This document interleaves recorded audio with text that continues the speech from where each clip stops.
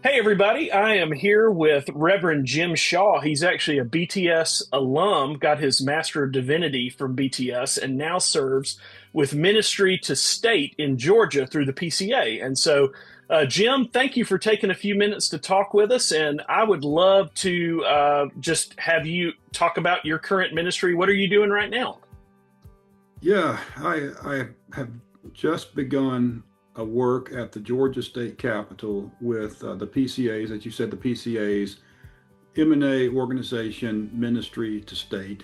It's a work that's been around since, I believe, 1995. I think that's when the Alfred Murrah bombing occurred in Oklahoma City, and Chuck Garriott was working was at a church there in Oklahoma City, and he went down to the Capitol or center in the aftermath of that and began ministering to the government workers, the elected officials, et cetera. And it was a very beneficial time. And so after a while, to kind of steal from the Beverly Hillbillies, they said, Chuck, this is not where you ought to be. DC is where you need to be. And Hmm. they moved there and started to work at the nation's capital, and the work in Oklahoma continued. And then they said, we'd like to see this spread to state capitals around the country. They approached M&A and it came under the M&A umbrella and began doing that.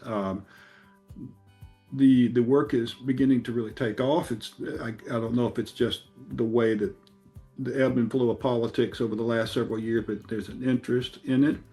And they had been praying for a number of years for a work in Georgia. And I, through just kind of some connections to some people and seeing them getting going in it, felt a call to the work and began doing kind of the entrepreneurial startup work at the Georgia State Capitol. Man, that's fantastic. I mean, even I didn't know that origin story. So that was super helpful, even for me. And just for folks, if you want to find out more about Jim and what he's doing, there's going to be a link down here at the bottom where you can check out the website and learn more about Ministry to State. And, as a BTS alum, tell us a little bit about your time at BTS. What was it like being a student? Maybe anything that just kind of stands out? Just kind of tell us about that. Yeah, I was a full-time working father with three children, and the program with its evening classes and very affordable tuition made it possible for me to be able to get a quality reformed seminary experience. I grew up in a church that maybe wasn't as strong as the PCA as far as preparing me biblically and theologically and so forth. So when I came into BTS, it really helped to strengthen me in a lot of places. Since I had become a believer, I started to understand Reformed theology to a degree, but this really helped.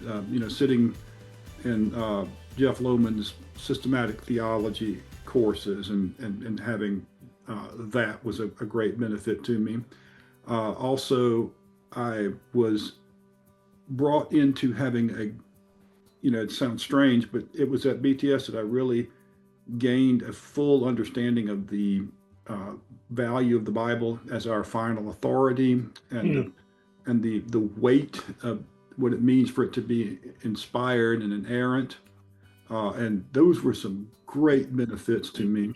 I also really benefited from having guys teaching me who were serving in the pastorate. I mentioned Dr. Lohman. There was Richard Trucks, Thad James, Larry Cockrell, people of this nature who were serving in the local church. And I guess the thing that I can really say benefited me maybe more than, I got a really good theological education, learned to write, learned to preach, and so forth. But I think the thing that they impressed me with the most is how to be a pastor. Hmm. Uh, the spirit of Frank Barker and Bill Hay had just really permeated the school, and I just remember people over and over bringing me back. I'll tell an embarrassing story on myself. But I was in a class on church discipline, and I don't remember the man who was teaching the class, and he was giving us these scenarios about church discipline cases. And my attitude was, bring that person back, bring them before the session, and we'll get after them, and if they don't want to listen, then we'll discipline them. And that pastor, that older pastor, looked at me and says, "You're not very gracious, are you?" Mm. It stuck me in the heart. And I'll tell you that one comment made so much of a difference in who I became. I could have hurt a church when I was younger. That man changed my life very much by saying, "You're not very gracious, are you?" It stuck me in the heart, and he was right. And it made me a better pastor. And then, Reverend Cockrell took a class on church administration with him, and he just drove home how important it is, because he's in a small church. He doesn't have a lot of staff, and so he's dependent upon the people in the church to help make it run. And he drove home the importance of being gracious to your people and looking at them as people who were there serving the church in their off time. They're not paid to do it, but you want to be very thoughtful and gracious towards them. Richard Trucks is one of the most gracious pastoral people I've ever met, and you can't be around him very long without kind of getting the sense of the need to love people and to be sympathetic with them and to be compassionate towards their needs. That, along with some other folks that I have been around in my days, they really shaped not just I know theology well, I can preach pretty well, but I'm probably best known for being a pastor, which really helps me in what I'm doing at Ministry to State, because people, believe it or not, who they're a senator and they hold the power of the Georgia government kind of at their fingertips to a certain degree, they can't do a single thing about their mom's scoliosis and their aunt's cancer. They're powerless against that. Mm-hmm. And they need that person to come alongside and to pray with them, for them, have a sensitive heart about their situation. Or, the young man whose mom passed away in January, he's a representative. That guy needs pastoral care just like anybody else anywhere. And so, while God has definitely been building in me an evangelistic heart, and I already have kind of that worldviews, apologetics frame of mind that's just well born, the pastoral aspect is super important. Yeah, man, that's incredible. I mean, and we are grateful for BTS in the sense of it does offer that flexibility for guys in your situation. You have a family, you have responsibilities, but you sense a call and you need to get an education. You realize you need one. Much like I did, I realized that I didn't know what I was talking about and I needed to go to seminary. And I tell people I used all of my biblical knowledge the first 10 minutes I was in the building. And from that point forward, it was people pouring into me and being able to dialogue and work through those things. And much like you, I have similar situations where, it wasn't kind of the larger grand scope of the class that kind of blew my mind. It was these little one-liners that you heard along the way that really shaped you. And I think BTS gives folks, to your point, a chance to really interact with professors who are doing this type of work day in and day out. That you are learning from pastors who pastor churches all the time and they teach for BTS on the side.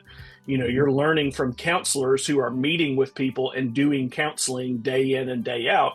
And there's just something to kind of learning at the feet of these practitioners where they are able to pour into you in the sense of you might bring a question up in class and they might say something like, I was meeting with somebody last week and we actually talked about this particular topic.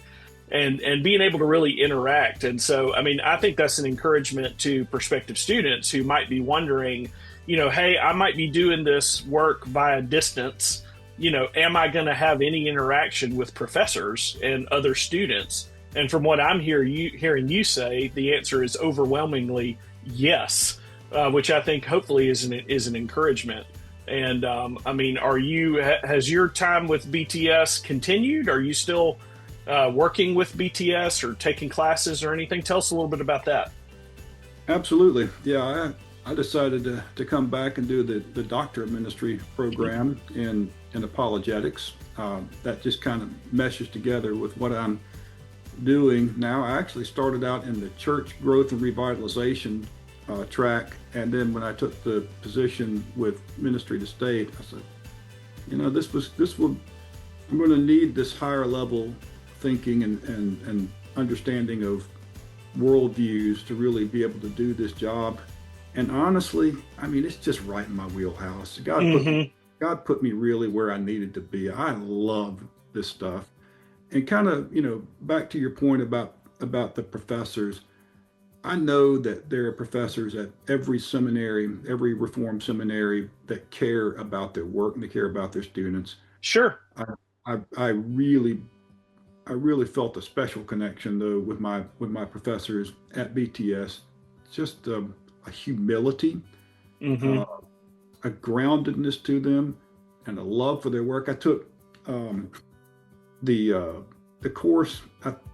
It's the introductory course if you come into the MDiv program now, and we did it for the doctor with Dr. James on research and design. He came into that class every week like it was his first time teaching it, and he brought energy, excitement, compassion. He cared about what he was doing, and he cared about whether or not we were going to do a good job.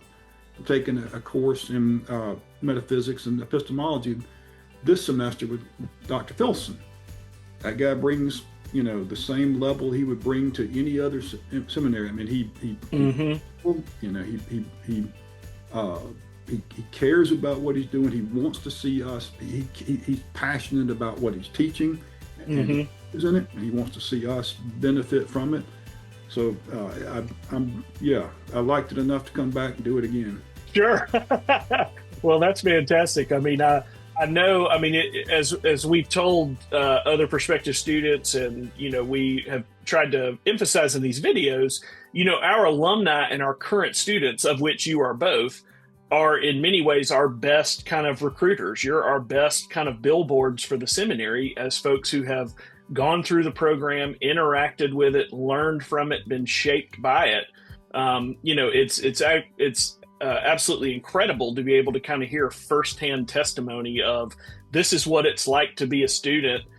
In your case, not only at the Master of Divinity level, but now at the Doctor of Ministry level, and that kind of the experience across the board has been pretty much the same.